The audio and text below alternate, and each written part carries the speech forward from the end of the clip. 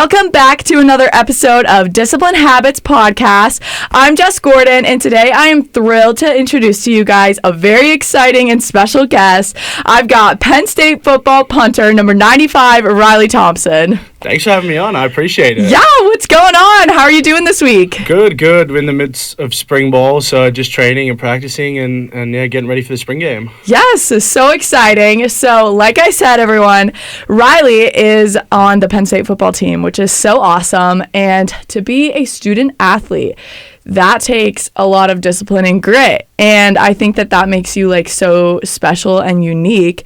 And you have like a unique take on discipline habits because of that.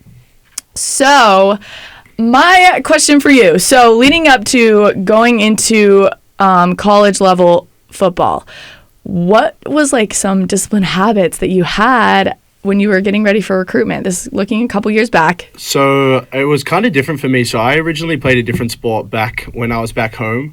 And I kind of like, I didn't make it to the professional level, but I kind of got close. So I was kind of like already in like the mindset of like training hard, working hard. I was also doing university and working a job. So nice. I kind of had those three things going on. So I was kind of like, for me, it was kind of not a whole lot different. It was kind of like, you gotta study, you gotta train hard, and then work on top of that. Like, thankfully, like there's no work involved. Yeah. So it's a little bit of a break, but it was definitely a step up coming here, like a lot more contact hours, a lot more study and things like that. So it was a little bit of a difference. But yeah, I don't want to say I changed too much. Do you want to actually tell the listeners a little bit of your background? Like, where are you from? What are you studying? Like, give them a little bit of that insight. So yeah, I'm from Melbourne, Australia. If you might have heard from yeah, guys. Can you tell? I'm studying labor human resource. I used to study business marketing, business sports management back home.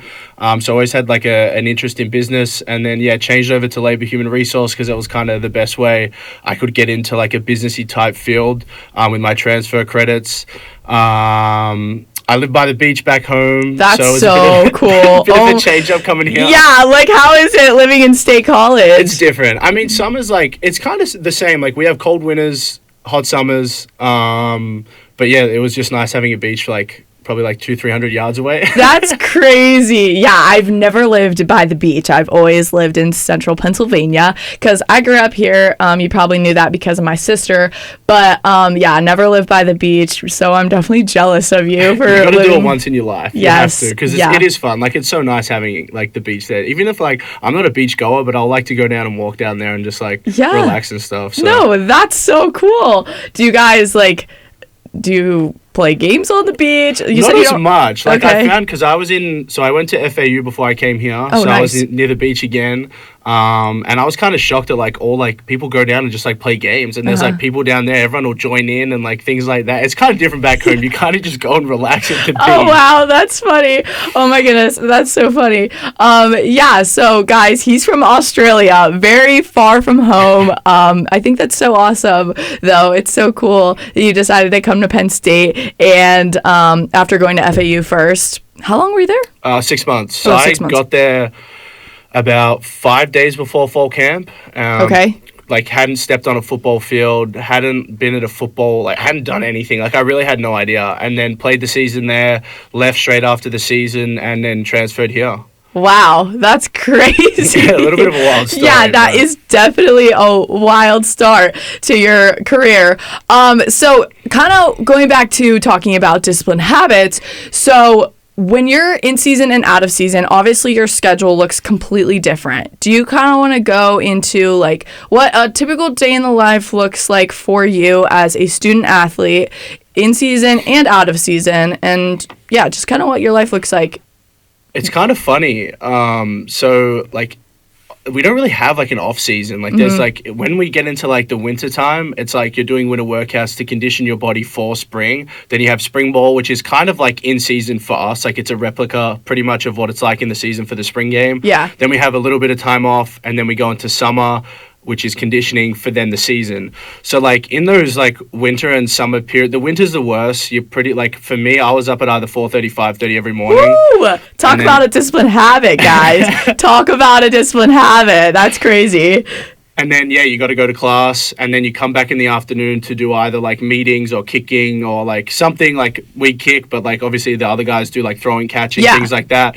And then I'm usually in bed by about 8:30. I'm asleep. So yeah, same actually, because I go to bed pretty early because I wake up at 5:30, work out and kind of stuff. I'm not on the same level as you getting up at 4:30 in the morning, but yeah, I relate to that with an early bedtime. Yeah, it kind of fluctuates. Like right now, I don't have to be up until about probably 9 o'clock just with my class schedule and things like that. So like obviously my bedtime changes depending on what I'm doing. Yeah. But like typical days like now, which is kind of like in season, I'll get up, go to the facility, kind of do what I have to do in the morning, then go to my classes, and then come back, and you either have like meetings and a lift, which will go for a little bit, or you'll practice, which will be any time from about like 2:45 when you kind of get there, get ready for the meetings, and then you probably don't get out till about 8 o'clock.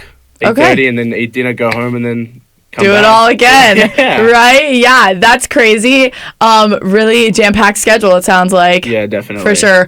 Are you excited for the spring game, which is called Blue and White? For those of you guys who don't know, it's called the Blue and White game. Are you excited for it? Yeah, I'm pumped. Yeah, that's awesome. It should be good. Yeah, I think it'll be great too. I love it, especially because it's like reminding me of spring, getting warmer weather and everything, which I personally do not like the winter time, but so that's why I like the spring. But I'm also sad because this is my last one. Like I was telling you, I'm a senior, so I'm graduating, and yeah, a little sad that it's the last one, but you know. Yeah, I know how you feel. Like last year for me, I didn't really know what was going to happen with my eligibility. So the back end of the year, I didn't really know if I was coming back or if I was going to have to go home or like kind of what was going on. So everything kind of felt like it was going to be my last, and I was like, it's kind of crazy. But luckily enough, I got my time extended. Yeah, wait. So talk about that, because I'm sure people who are listening don't really know. You have more years of eligibility. Yeah, I got 2 more. So that's awesome. Kind of everything with COVID and like getting recruited, it was really hard. And like everyone over here kind of got their COVID year, but we like as we were getting recruited back home, and things like I wasn't actually playing football and everything like that kind of came into effect. And luckily enough, the NCAA were kind of like, yeah, you can have your 2 extra years and finish playing, which was awesome because I wasn't going to graduate. So I was pretty lucky. That's so funny. Wow. I'm so glad to hear that. That's so exciting. I'm sure you're thrilled about that by the way that you're talking about it. So that's awesome. Yeah, definitely really good stuff. I just wanted to know, like, what's something that, like, a mantra or a phrase that you kind of live by that gets you up in the morning and ready to get after it? I don't know. It's kind of funny. I don't really have, like, any, like, in particular. Like, TikTok's always, like, feeding all these kind of things. I don't know. One that I kind of liked was that, like it's going to be hard. And, like, if it's hard, like, you got to learn to embrace it because, like, if it's hard, other people aren't doing it. So it's kind of like get up and do the hard work because the other people aren't going to be doing it. And if you're doing it, they're not. So. Oh, my goodness. That's so good, dude. I love that because that's so true. I talked about this also with my sister a lot because we kind of keep each other accountable in the gym. Like, we're not crazy or anything, but we do like to work out and reach, like, fitness goals and everything. And if you're doing something that is hard and challenging, like you're probably doing the right thing because you're going outside of your comfort zone. You need to be comfortable being uncomfortable. I talk about it with her a lot. So I think that's great. That's such a good one. I think for specialists, it's kind of hard too because like we don't like typically like during the season, we don't like kind of do all the hard physical like stuff that everyone else does. So for us, it's really a mental battle. So like you kind of got to just like learn to like forget what happened the day before and attack the next day because like you may have a bad day kicking, but you can't like carry that into the next session because it's so technical and such like a mind game. Yeah. So it's kind of different. It's not so much like, yeah, we got to do the hard physical work. It's more like training your mind to be like, okay, that happened. Like, let's forget that and attack the next day. So kind of take it day by day is another one that I kind of go by. No, that's so great. I love that. And honestly, I didn't even really think about that part of it because you guys have like such, like you said, much more mental perspective on it. You need to be like really focused, really ready to go whenever your time is out there. So that's really, really cool that you touched on that. How do you balance social life being a student athlete? Because I can't even imagine what that's like. Yeah, it's tough. I mean, like especially when it comes into this this spring period now that we have, we're like at like doing stuff Monday through Saturday. So Sunday's really the only day you get off. you kind of got to just find your outlet, whether that's like go and hang with friends or like a lot of us play golf. We love to golf. Oh, yeah. So like a lot of the guys go out on the course and play golf. Yeah. As you probably know. Yes, I do know this. I love to play golf too. And my parents and sister also love to play golf. We all love the sport. That's so fun. That's really awesome that you guys all play together. So it's kind of fun. Like we kind of just hang out, chill. Like some guys, like one of like the kickers that I'm really close with, Sander. He's a really good golfer, so he takes it a bit more serious than the rest of us. Are you any good? I'm not good. Like I'm not gonna come on here and say like, yeah, I'm really good. But like I can get around a course, like not too bad. Yeah. Did you play golf when you were in Australia back home? I did. I was a member at like a course, and I played as much as I could, but I've never been good, and I just accept that. So like I just go out there and I like to just chat with the guys, have fun, whoever I'm out with, like get to know new people when you play with them. Yeah. I kind of use it as like a social thing. Like I'm not out there to like shoot a 75. I'm that's hilarious. Whatever happens. Which. Like, I say that we can't take it like that because, like, our job at football is so, like, technical and mind-taxing and things like that. So if you bring another thing in that's, like, which golf is, like, it's a love-hate relationship. Oh, yeah. You can't, like, for me, I can't take it that seriously because then it's just, like, another thing on top of everything else I have that I'm, like, getting mad about. So I just go out there and have fun. Hey, that's good. Having a light heart about it is probably the best because I know I'm in the same boat. I'm not great. Like, honestly, I can hit the ball, but it's not always going to go in the direction or as far as I was hoping it to. So that's so funny. Gotta have a lighthearted. I'm not going to say that like clubs haven't been thrown here and there. Oh my gosh, that's so funny. Sometimes it gets like that, but I try like to keep it low. Yeah. Do you guys have like a friendly competition then? We're all like on such different levels that it kind of makes it really hard. Like, I'll admit that I'm the worst in like the groups that I kind of go in. Actually, no, like it depends. Like it depends who you go out with. But like usually, if you go out with like I go out with like Sander, as I said, and Ty Doos, I go out with him a lot. They're better than me. Yeah, I'm gonna throw some of the other guys under the bus. Like if I go out with like Blaze and Will, who are also snappers, they're no good. So like when I go out with them, I'm sweet. You're feeling confident when you're with them. That's so funny. Oh my goodness. I mean, true. Like whenever you're with somebody who's much better than you, it's like, well, yeah, I'm the worst one. But if you're hanging out with somebody who's not as good as you, it's like, oh yeah, I can beat them. That's so funny. What other activities do you guys like to do together, like on your free time? I mean, you don't have a lot of free time, I'm sure, but we like just recently have been doing a lot of movie nights. Like, nice. The boys love watching movies, so we like I usually like we do sometimes. Like, because a lot of us live in the same places. So, like, sometimes we'll do it where I live, and then occasionally we'll go to other places. Yeah. I know Nick Dawkins is a big Milk and Cookies fan, so he had the boys over to watch a movie and have milk and cookies, which was so good funny. Fun. Yeah, that's cute, though. I love that he likes milk and cookies. Do you have a favorite, like, food or... Favorite food? I'm a big sucker for ice cream, I'm not gonna lie. Like I like ice cream. I get home from dinner and I'm like, I just need something sweet later on. A sweet treat? I have seen that on the TikToks. And I'm glad it's not just me. Like, I'm not the only one. No, yeah, you're definitely not the only one because, like, everybody loves their sweet treat. I, last night, literally had ice cream after I had dinner with my friend. So, you know. I was at Sweet Frog last night. Oh, really? Yeah. That's so funny. What's your go-to ice cream spot in town? It's a good question. Usually Cold Stone. Really? Yeah, big Cold Stone guy. Gotcha. I like the creamery. I'm not going to say I don't love it, but yeah, Cold Stone does a good job. Dang, nice. That's, I'm not going to lie. I don't really like Cold Stone, honestly. Wow. Yeah, I prefer, I like the creamery, but I'm not doing backflips over it. Yeah. But have you ever heard of Myers Dairy? No. So that's a place in Boalsburg, if you're familiar. I know I've heard of it. Okay, so it's like right outside of State College. Okay. Myers Dairy, in my opinion, their ice cream is the best. Okay. So you should try it. If you're a big ice cream guy, definitely try it. Just recently got into Dairy Queen. Oh. The boys are loving Dairy Queen at the moment. The boys are loving Dairy Queen. I love that. That's so funny.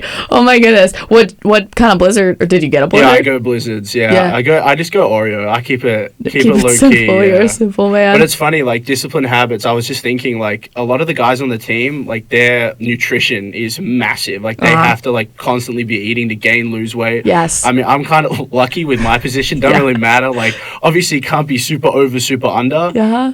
But I can kind of float anywhere in between what I like. Yeah. But like some of the like the O-line, D-line guys, they like are getting carry bags of food to go to class because they have to be eating all the time. Yeah. And a lot of people struggle with like the nutrition part, and like people kind of think, oh, it's just food, whatever, it's not important. But it plays such a massive role at the end of the day. Oh yeah, definitely. Especially if you're one of those guys that needs to be like within a certain weight or is like trying to gain weight to get more strong, powerful, whatever. So you don't really have like I like have a weight that I like to be at, and I kind of stick in between that range, but that's just like a personal preference. Yeah. That I like a lot of guys like to punt lighter. I like to punt heavier because Okay. I kind of feel like I have more power. Yeah. I don't know, but it kind of just personal preference when it comes to like specialists in general. Snappers need to be obviously a little bit heavier because they like run down the field making tackles, things like that.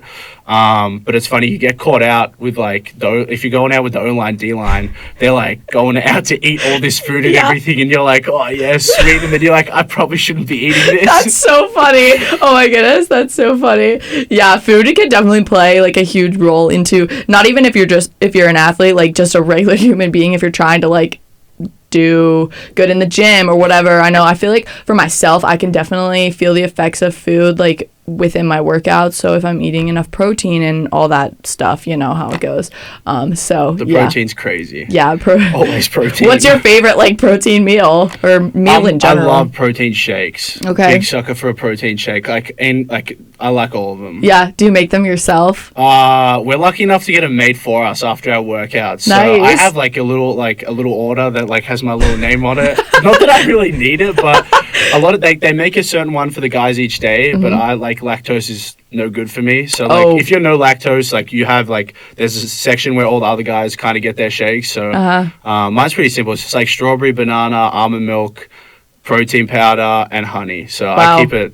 Sounds pretty good. That sounds pretty good though. Anything you want to let the listeners with as a last little tidbit? I feel like I should have come prepared for this. I don't really have It's anything. okay. I didn't even tell you anything. I didn't give you like an agenda. No, it's all right. I'm always happy to talk. Yeah. Yeah, I mean, I just like always think of like attacking each day as it comes, especially for us. As I was saying, you can't really focus on what's happened or what's going to happen. You kind of just have to be in the moment and as like they say at football, like take every 6 seconds at a time because that's how long a play typically lasts. Can't worry about the next, can't worry about the last. Yes, there we go. That's awesome. Well, thank you so much, Riley, for coming on today. I know you said a lot of good stuff, so super thrilled to have you on today, and I appreciate you coming on. So thanks so much. Thank you for having me. I appreciate it. We'll see you guys in the next episode. Bye, guys.